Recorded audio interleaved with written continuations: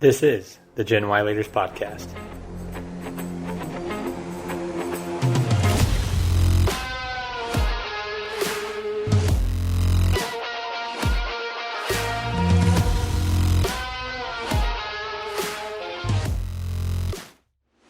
Welcome to the Gen Y Leaders Podcast, where we guide millennials to become the next generation of business leaders and entrepreneurs. I'm your host, Eric Huey, and multiple times a month we bring you interviews from high-performing millennials who are challenging perceptions and changing expectations of our generation. Our mission is to help you overcome fear, take action, and go confidently in the direction of your dreams. It's time to start preparing now, mainly because 10,000 baby boomers are retiring every day, which will create a vacuum of career opportunities that you've been waiting for. Will you be ready?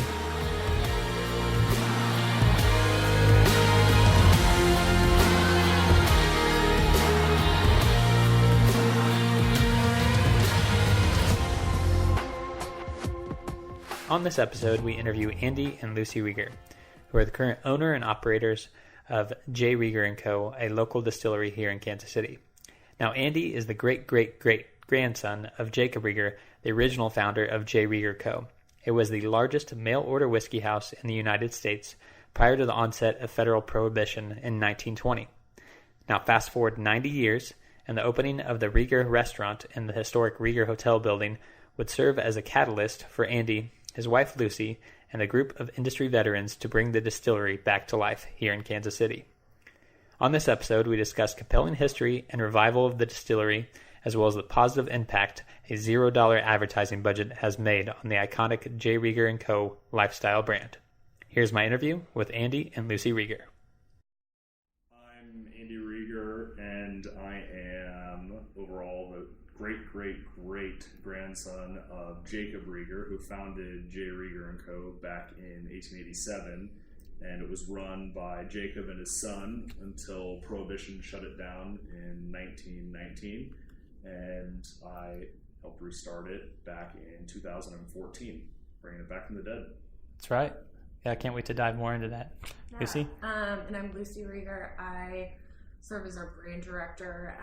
I've been full-time at the distillery for about 4 years now, so I kind of oversee everything brand related that we do here. Okay, thanks for the overview. Yeah. So, seeing as the name of the podcast is Gen Y, WHY, we are a generation of purpose. So, what is your why? Our why of why we do Rieger Co. I mean, at this point, we don't really have a choice. Locked in, committed. This is our whole life now. I don't know, I think that it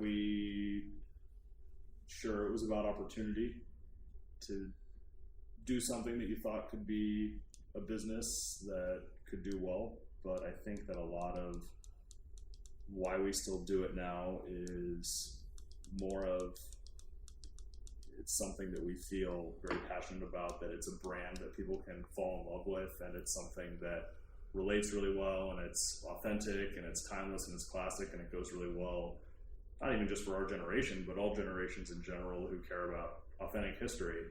And it's something that bringing that authenticity to life in a way that acts as almost a lifestyle for people.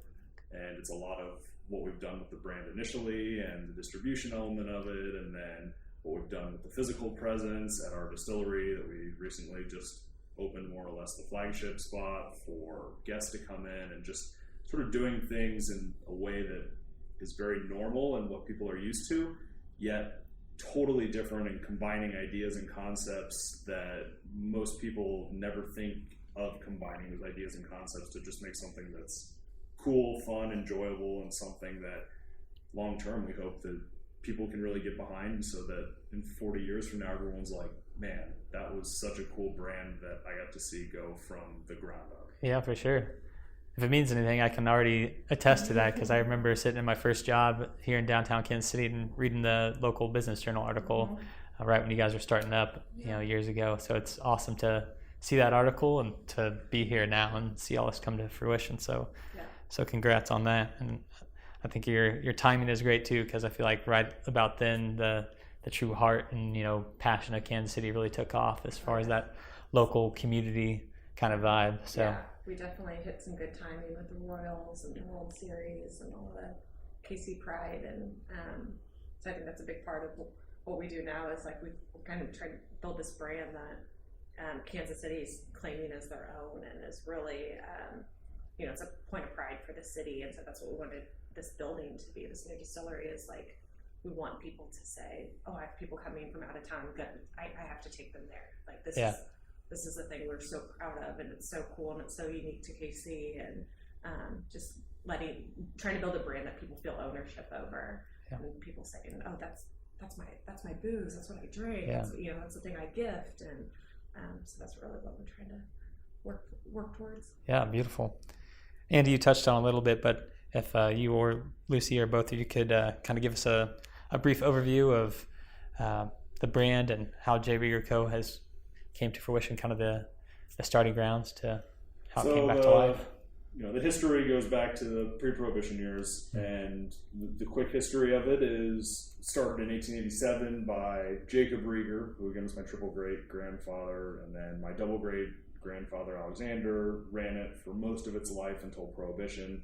And 5 years before Prohibition, Alexander built a small hotel right by Union Station in the Crossroads district of Kansas City to coincide with the new Union Station opening, really as a marketing phase for the distillery. Mm-hmm. So once Prohibition hit and was going to kill the distillery, they sold off the hotel as well. And in the meantime, the hotel was called the Rieger Hotel. So, still named that today, correct? It's still inscribed in marble at the top. Right, so yeah. It went by a bunch of different names over the years as it changed owners, and ultimately it ended up being purchased by a man in 2003 who renovated it, and when he put it on the National Registry of Historic Places, it was known as the Historic Rieger Hotel when it went on. So then in 2010, a restaurant opened up in the main floor, and they called it the Rieger, after the name of the building. And it was done by a really awesome chef here in Kansas City and a really incredible, brilliant cocktail guy in Kansas City, and they partnered up. And I was living in Dallas at the time and came in on their opening night over the holidays and said hi and congratulations. And that just sparked conversations to say, what if there's more, and what if we should all really figure out this distillery thing? So the cocktail mind, Ryan Mabey, he was the one that was really pushing me on doing this, and he and I started then working on it for more or less 4 years after that point. And gotcha. Eventually I got convinced to come in and actually do it as opposed to just help him do it. And we launched at Union Station's 100-year gala in 2014, which was very, very fitting for bringing back this historic brand. Oh, no doubt. And that was 5 years ago. Yeah, it's incredible how fast 5 years goes, huh? It's pretty bizarre where we went from of hand labeling bottles with very little equipment and barrels just sitting on floors to having thousands of barrels in a warehouse, and you're already on your second iteration of a distillery. Yeah. But really seeing what we did and how we did it, and the experts that were on our founding team, the former head of Maker's Mark and former head of Tanqueray, and just bringing these types of personalities together that can all agree on having their own individual products, more or less, that we could utilize as leverage to go into other markets across the country and really start building the brand as something that not only people in Kansas City can be proud of, but other people can be proud of, but really giving Kansas City that sense of pride when they're not in Kansas City, so that it's that thing they see at a bar and say, that's mine. Like, I wasn't thinking about that. I just had a gentleman who ran for mayor this year, actually, just sent me a picture of a bar menu in Los Angeles,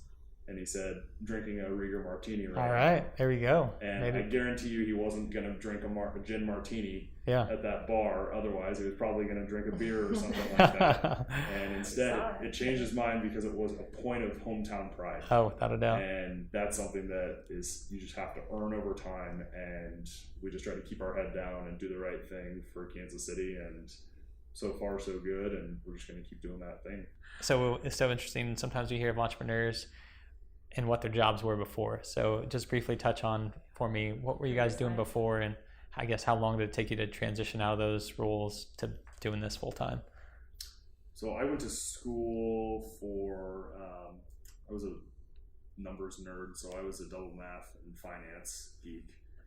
Seems like it's paid off for you, no pun intended. One of those. so right out of school, I actually finished up a semester early, and it was coming out of the recession, so it worked out really well actually, because most companies weren't initially hiring, and then they realized they were short. And so I went and worked for a corporate finance company, private equity, whatever you want to really call it, but on the debt side, and started really working with distressed debt, and I fell in love with that and learned a real credit background as to how the business world truly operates. Fell in love, wanted to expand my horizons, so went away from the investment side and went on the brokerage side and joined an investment bank that focused on distressed companies. So really cut my teeth on that. From there, the investment bank and the mixture of that and the private equity company was the whole time period when I was looking at doing this with Ryan. Okay.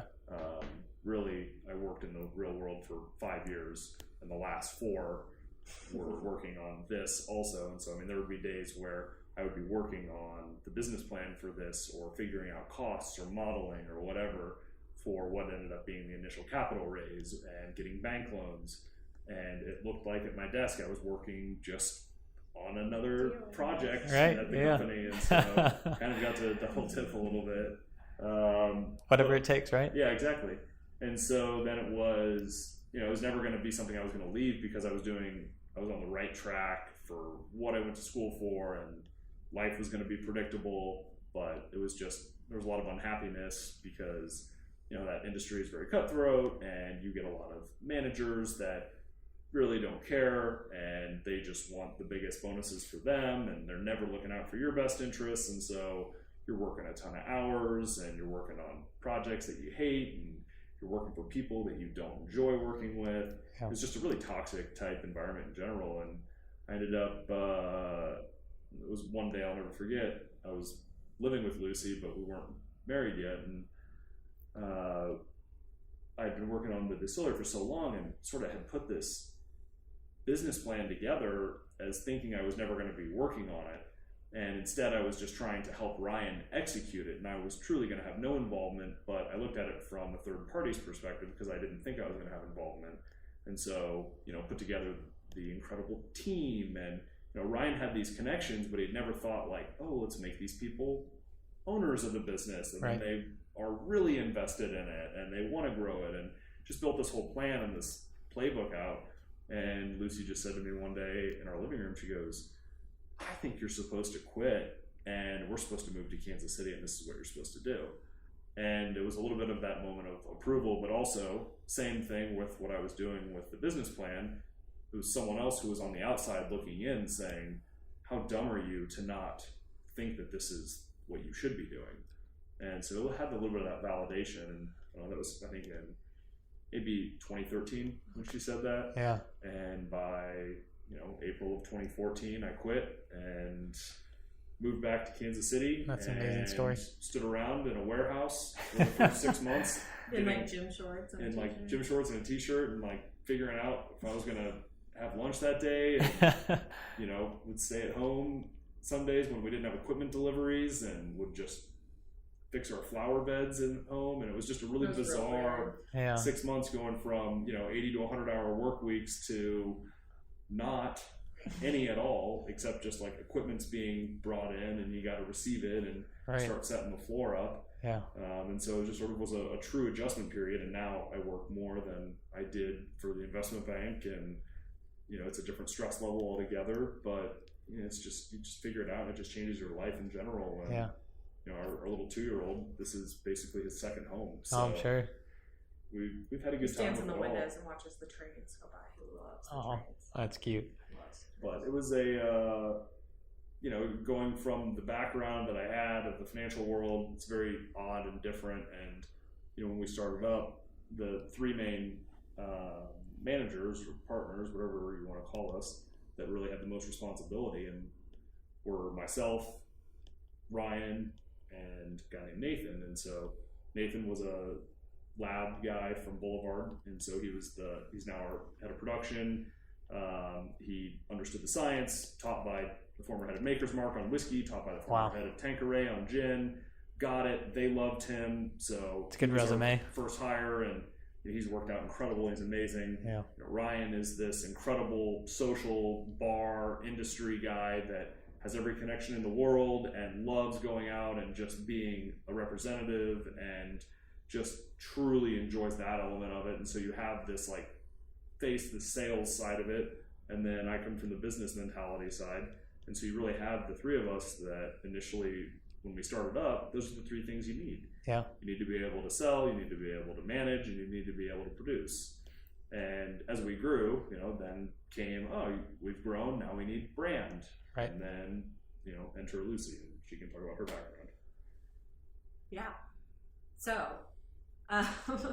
my background, I thought I wanted to be in PR.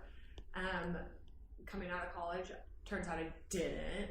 So I ended up when we lived in Dallas, I worked for a luxury automotive group, family owned. I did their event planning and charitable giving. Very cool. Yeah, totally different than Andy, obviously. So I just planned big corporate parties, had a lot of fun with that, did a lot of like $3 million a year in charitable giving for the company. And then when we came to Kansas City, I worked at AMC's corporate office, did a quick stint there in the marketing department, and focused mostly on marketing new theater builds and then remodeled theaters. So doing media plans and media buying and launching these new theaters. And so all of that weirdly played perfectly into what I do here. So I do our charitable giving as a company here. Until we hired a professional event planner, I did our event planning here. And then I do all of our marketing brand work. And so it just kind of, I didn't think it would all, it all made sense eventually into what I do here. And then, so I didn't come on here immediately when we moved to Kansas City. I was the one that had health insurance and a paycheck. Important to have. Rieger's did not. Yeah. So I was the breadwinner of the family there for a minute. Nice. But, so that's kind of all of my random previous experience actually ended up. It's amazing how it all works out. It all happens for a reason. Yes, and experience has paid off for you for sure. Tell us a little bit about transitioning. This is the old Heim bottling building, correct? That you're in now. So talks about everyone wants talk about scale and scaling their business, growth, and all that. So briefly touch on maybe a few key factors of what led you to your first space across the way to this beautiful facility that we're in now. Sure. So when we started out, we're in just the building that is connected to where we are now, but it's just to the south, and it was a 15,000 square foot warehouse. When we started, it was so much bigger than we were looking at anywhere else in the city, but it was so inexpensive because it's in a neighborhood that was desolate, and the building was perfect, high ceilings. I mean, it was just the most ideal thing for what we wanted to do because we didn't have anything retail at all on site. We were just a manufacturer of a brand, and this was the brand's home. So, 3 years in, things felt a little small. Arguably 2 years in, things got a little bit small. And as part of our process of really looking around the city, and I've met with so many people to talk about different areas of the city, Kansas, Missouri, old, new, build, rehab, whatever it was. One of the buildings that was on our list was the building that we had more or less been tasked with by our previous landlord. We sort of looked over the building that we're in right now, and it was just a shell. That was it. And being that it was just a shell, you never had to compete with a tenant in it. There were no real utilities in it. It's very creepy overall. The basement especially. Just a diamond in the rough. It was, truly. But we fell in love with the area and the history of the area, and found all these connections between the historic Heim Brewery, which are the grounds that we're on, which for a period of time was the largest brewery to the west of the Mississippi. Wow. Found a connection between them and Rieger Co, and it just felt so right. And stars aligned. Part of us we said, God, what if we rehab this building and we sort of make this neighborhood our home? And we, instead of just being this distillery and looking for more space, we instead sort of transition a little bit, and we're just this distillery in this old district called Electric Park, where the city's first electric-powered amusement park used to sit. And we go in this old brewery building. We have these ties to history. What if we lead the revival of this neighborhood and not only could we expand in this huge way, but we could really make a difference. Yeah. And, it's this neighborhood that people never come down to until you tell them we're right next to Knuckleheads. And everyone's like, oh yeah, no, I've been there before. But it was something that I think everybody on our team wanted this to be what we did. And it's such a cool building, and whenever people come in it now, and now that it's done, they can see how cool it is, and it's what we all envisioned and saw all along. So just getting that ability to take over a building that everyone wants you to renovate in the right way to be something that they know can be really special was what we really wanted the challenge to be. And so truthfully, going from just production focused in 15,000 square feet, now our production allocation is about 30,000 square feet, which doubling that doesn't mean you just doubled. We about 4 or 5 fold increased our actual production in that amount of extra square footage. And in doing that, it really allowed us to say, what else can we do? Yeah. And I think that element of what else can we do until it was built and finished and people saw it, because we didn't follow a blueprint. And it's not like we copied something else. Instead, we more or less created the foundation for reviving an entire district. We just had to look at it so dramatically different from any other type of equation that someone would look at, or even a case study. Yeah. So from that, it really got down to things as basic as, what do people like? Like, why would someone ever be willing to come spend their Saturday afternoon down here? Why would anyone after work on a Tuesday say, let's go down there? Right. Why would anyone after date night on a Friday night say, let's go down there? Yeah. Like, what can you do? Because the more things that you can offer to create foot traffic, whether it's, we see nowadays, we see little kids, parents bring their kids and let their kids run around. Yeah. They go down the slide. They just truly have a complete blast. We see people in their 80s coming down in groups that have lunch on weekdays and then spend an hour in the historic exhibit. And so you just have this complete threshold of people that want to see it, because we're fortunate that Kansas City loves Kansas City. And this building and this area has such an important part in Kansas City's history. And it's something that, as we started to discover it and we started to share it through our brand, people started to fall in love with it. And they saw how incredibly cool the Heim Brewery was, and how no one had talked about it until we really started uncovering it, and how incredibly cool Electric Park was. And it's the foundation of Disney. Yeah. I mean, what Disneyland is now is because Disney was a guest of Electric Park. Wow. And I had no idea about the that. second iteration of Electric Park, which was because down here they grew too much and they had to expand, and they went to 46 and Paseo area.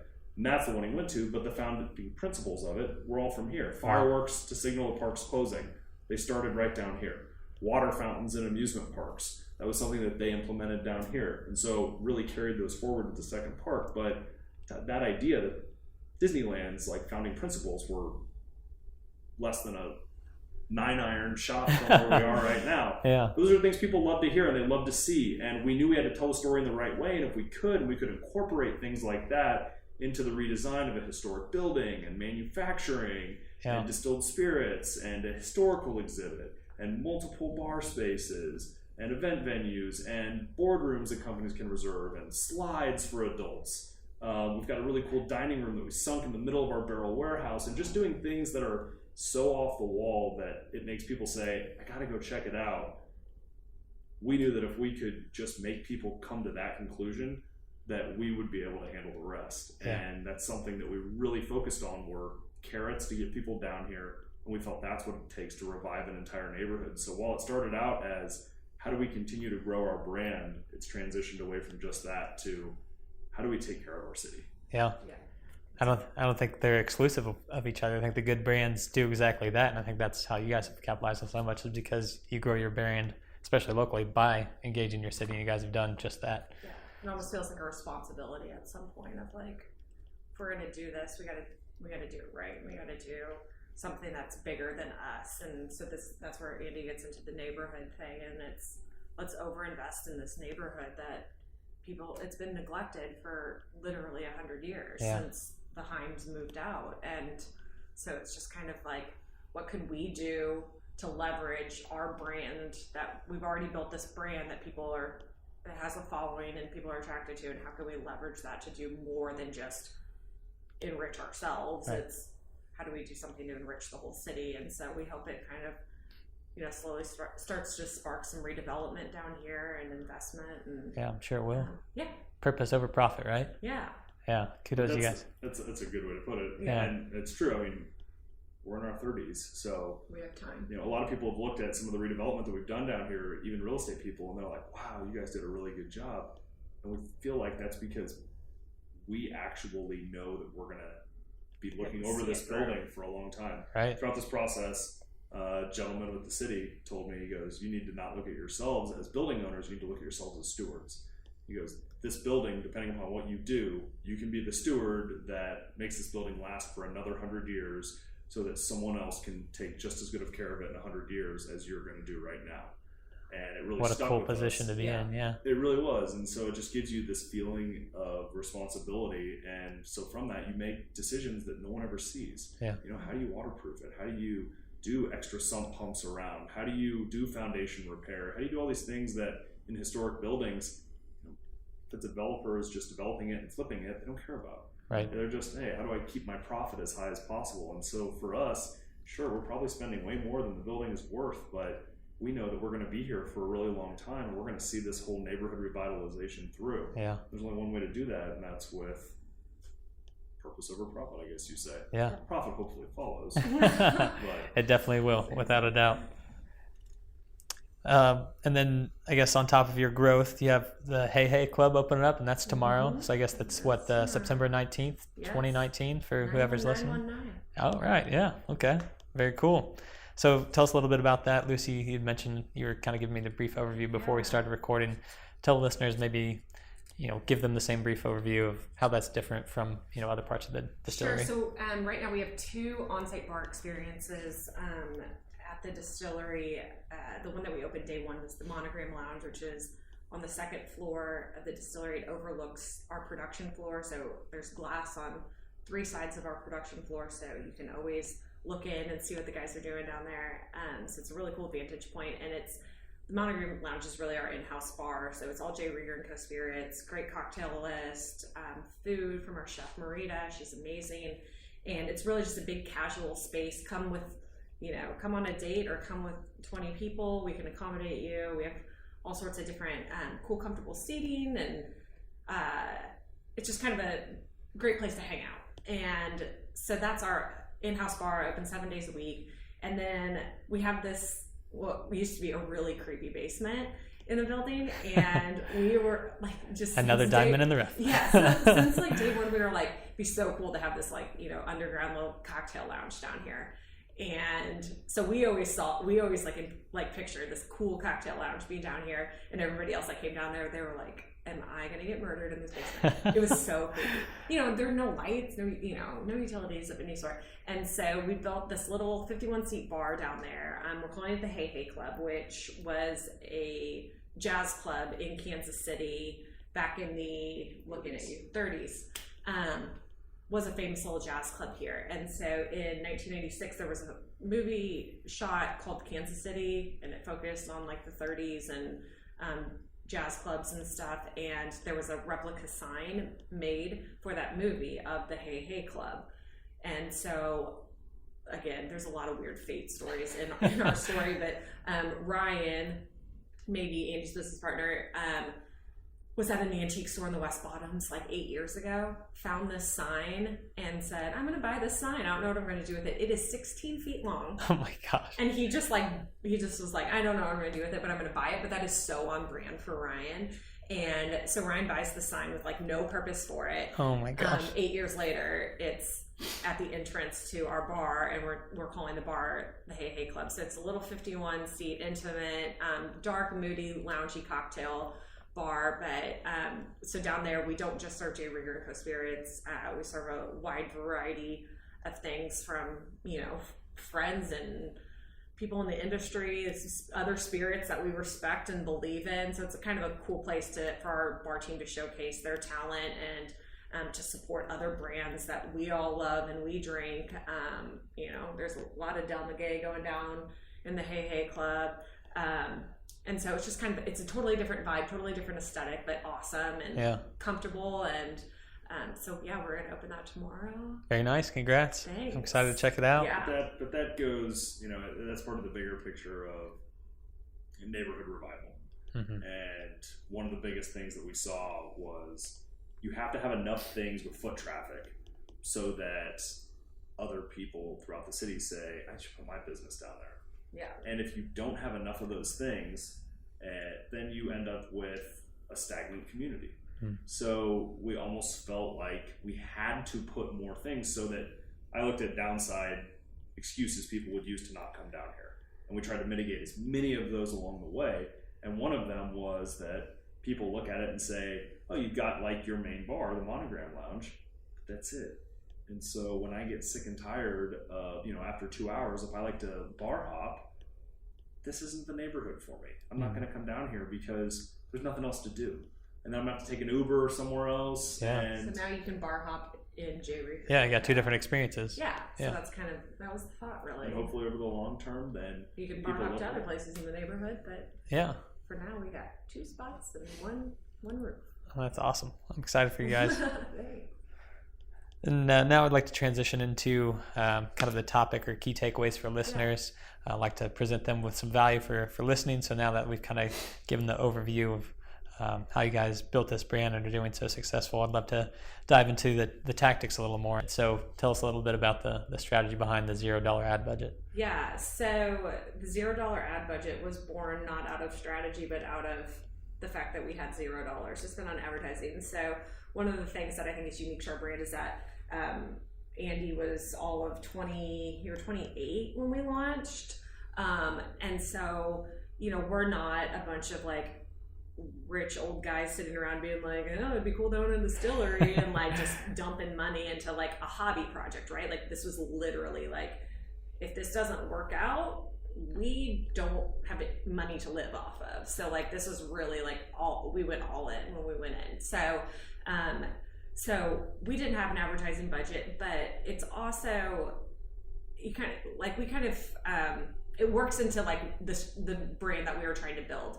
So from day one, we wanted to build a brand that we wanted to compete with the biggest brands in the world. So we were not trying to just be like the coolest craft distillery in Kansas City, and like that was like the end all be all goal. Like our goal was to be a nationally recognized brand.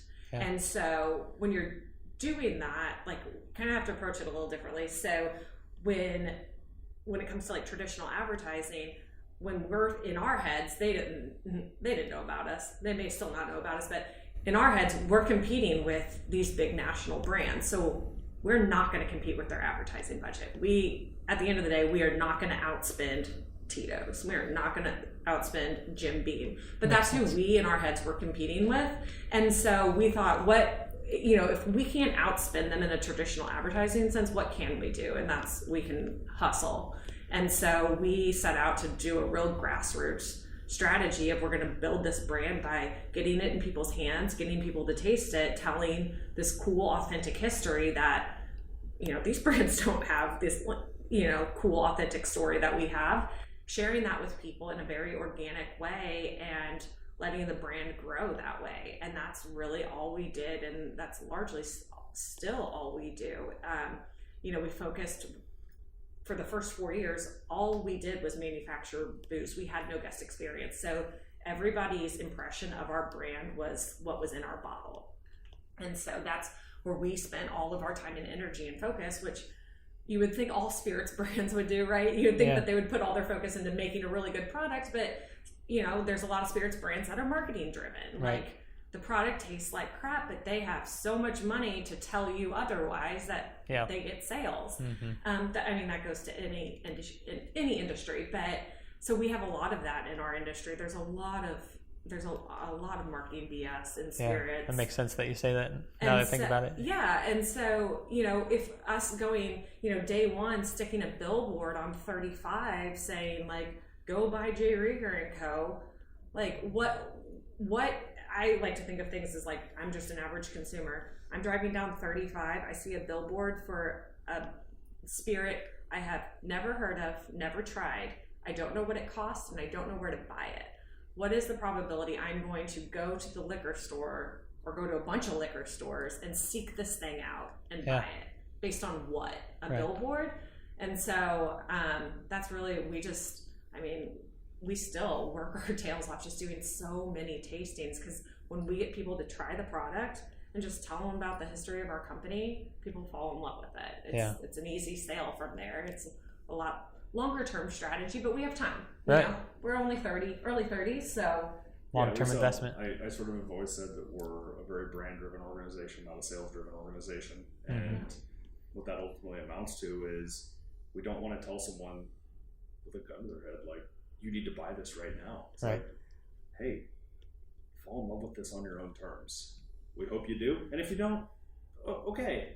But we're pretty confident in the product, and the brand is real and authentic, and we didn't make up the story, and it all validates. And so, again, you can't make everyone fall in love with you, but we try to do as much as possible to do the right things so that over the long term, it really works out. Yeah. And it's a great strategy. We're just trying to not make enemies right now. Yeah, I think that's very, very sound logic. I like your point about sometimes seeing it on a billboard the very fact of spending money could cheapen your brand, which is kind of counterintuitive, but that's a really good point. Yeah, and so it's like when you get big enough and you can put a billboard, and it's just kind of a reminder thing at that point, because well, of course we all know that brand and we know where to buy it and we know what it costs and whatever. But in the early days, we're trying to convert those people away from buying those big brands and try ours. We compete on price, we compete on quality, and I'd argue our story's a lot cooler. So you blow them out of the water and experience. Yeah, so we're converting all those people. Yeah. Bringing them over. Beautiful. To Team Rieger. That's right. # Team Rieger. So how has not advertising affected your business, your growth? Have you been able to allocate the dollars that you would advertising, a business or distillery your size as you've grown over the last few years, and use those dollars elsewhere? Yeah, I think one of the most interesting things, Andy was on a panel of, I think it was all distillery owners locally, and the moderator asked all of the people on the panel, what's your biggest expenditure as a company? Every single person up there said marketing, and Andy goes, production. And it was just like, we put all of our human and monetary capital into making booze. Yeah. And so it is very, very capital intensive to put away whiskey. Yeah. You're making a product that we're not going to sell for 5 years. Mm-hmm. So putting all that money into each barrel and throwing them up on the racks, we have the money to do that because we're not spending money on frivolous like billboards and things. And another funny story is there's a lot of events that where the people putting on the event, it's a for-profit event, and they ask us as a brand to pay to have a table at their event and then give away our product at the event. And another distillery owner said to Andy, well, we just spend so much money doing all these because we got to do these. And Andy goes, no, you don't. They can't put on their event without you. Yeah. So if they want distilleries there giving away product, you don't need to pay them. Right. And he was like, whoa, we never thought about it that way. We've never paid for a table sponsorship. That's amazing. But people need us to put on their event. Yeah. And so we're happy to go donate our time and our product to put on your event, but I'm not going to write a check for $1,500 on top of that. Right. And so it's just kind of like we tend to look at things like the very opposite of what most people look at things. And it's kind of, you just don't go with that's the way it's done, or that's the way it's always done, or if you don't look at it that way, it's amazing. Yeah. What you said there as far as kind of, building that relationship with some of the event sponsors and whatnot and getting the tables for free, you're building that sense of community just like you are in the Hey Hey Lounge. So you have other local, brands down there that people could drink. So I guess to that effect, you've had some partnerships and collaborations. One I recently saw is the Joe's KC Whiskey Barbecue Sauce. Talk a little bit about that strategy as far as, partnering with local brands and that how that affects business. So much of that all of it has just happened organically. We kind of follow the golden rule, treat other people like you wouldn't be treated, and just things that make sense. And we work with people we want to work with and do things that are mutually beneficial. We don't do things that are transactional. That's just like, we don't approach anything in a transactional partnership. That's not a partnership, that's a transaction. Right. And so the Joe's barbecue sauce thing just came out of, became real close with Carrie. And someone that used to work at Joe's, and he was just like, I put in your whiskey in the barbecue sauce. It's amazing. It tastes great. I want to work on this recipe. And we're like, awesome, let's do it. So we, our agency designed the label, and, Joe's really wanted it packaged in our bottle so that to really play up the whiskey component. And it just like became this like, let's do this really cool thing, merge these two Kansas City brands in something that is so Kansas City, barbecue sauce. Right. And it was just like, it was not a like, hey, we can both get rich quick doing it. Like, it just felt like a cool thing to do. Yeah. And so there's so much of that just like, it's great for your brand. It's great for ours. It's fun. It's really good barbecue sauce at the end of the day. So it's just, we do a lot. We work with our friends. And so, fortunately we have some cool friends. Without a doubt. That's awesome. So sticking with the theme of marketing, besides relationships that we've touched on and the zero ad budget, word of mouth advertising, what other strategies have been effective? I mean, is like social media, traditional PR? Yeah, we do have a PR agency that we work with, which is great. And just kind of, we have a lot of inbound PR requests, like a lot more than I could manage. And including me. Yeah. I appreciate you making time for it. Of course. That's an easy one. But so we really needed somebody to help kind of filter all that. But one of the things I refuse to let go of is our social channels. So I do our social, our at Rieger Co accounts. Yeah.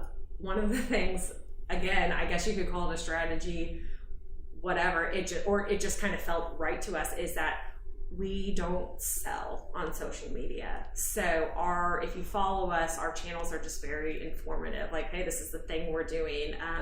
The other day I posted a picture of our dog just because I like our dog and other people like our dog. But it's just more the lifestyle kind of thing of just like, hey, this is what we're doing. This is who we are. Here's our people. Here's what we're working on. Kind of feels a little behind the scenes.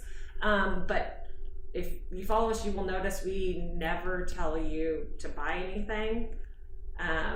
We don't post super frequently. We post like, once or twice a week at most. We're not trying to bombard your feed. Yeah. We understand we sell a product that people don't buy every single day. So when you do go to the liquor store, you're like, oh yeah, they're cool. I followed them on social. I saw their dog the other day. I'll grab a bottle. But I'm not trying to make an immediate transaction. It's not a swipe up to buy now kind of thing. Yeah.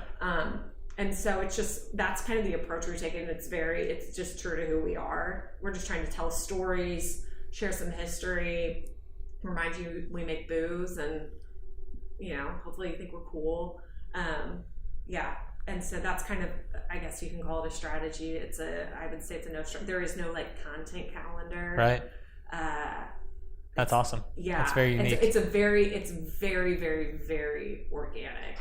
And so, but that's just my overarching theory on social is post when you have something to say. Yep. And if I don't have anything to say, I'm not going to post. That's a good strategy. And so I feel like you do follow those brands where you're like, I know that you have a content calendar, and every Wednesday you post this, and every Friday you post this, and it's just like, it feels a little, I don't know, it's supposed to be social media. Right, like, yeah. You follow like your friends and things you like, not people that are like, buy my thing. Yeah. So. Avoid the templated processes. Yes, and a really weird voice. So the voice is my voice, so, of Rieger Co. So I hope you like it. Follow us at Rieger Co. Awesome. Thanks for the plug. Shameless. So I guess as we wrap up here, as we've talked, it seems like you guys just have a really great vision and can make things happen and make things come to fruition from your original vision to what we're sitting in now. do you feel like you're born with that, or is that something that you guys have crafted over your time through education and first job experiences? I feel like Andy's born with it. I like psychology. I think it's a really important topic that people don't get into as often as they should. And I feel like most people, and I can't say everyone, but I feel like a lot of people are naturally born with perseverance and creativity. Yet it takes a life event to trigger that and to turn that on and activate it. And I would argue that when Lucy and I moved to Kansas City, we bought the worst house on the block and renovated it. And we saw that it was a beautiful house that had been forgotten about for 50 years. And it was the eyesore of the neighborhood, and people still 5 years later, when we're outside in the yard, they walk by and they go, gosh, you guys just did such a good job on this house. Yeah. And it's really cool to see and hear, but it took a lot of, how can you take this horrible thing and turn it into something really cool, or this really crazy problem and make it into something that's wonderful and cool. And I just feel like when you force people's brains to turn on and start thinking along those lines, it just opens up the unlimited possibilities. Where can people best get a hold of you if they want business advice or follow you on social media? Where? I'm going to shamelessly plug. Do it. At Rieger Co again. Yeah. On social, we have a little newsletter we put out. Honestly, we're at the distillery all the time. Like, if we're walking around, come say hey. We love talking to people and seeing what brought them down. And we're kind of open books. We love to help people out and make new friends and meet new people. So come down to the distillery. You'll probably see us. Yeah. Check them out. Come down, guys. Andy, Lucy, thanks so much for your time. Really appreciate it. Thanks for having us. That wraps up today's episode. We hope to have brought you some valuable key takeaways. Most importantly, whatever you learned, take action on it. Apply it to your life. Apply it to your career. Motivation and inspiration only come as a result of taking that first step. So if you're enjoying the podcast, don't forget to like and subscribe on whichever platform you found the show.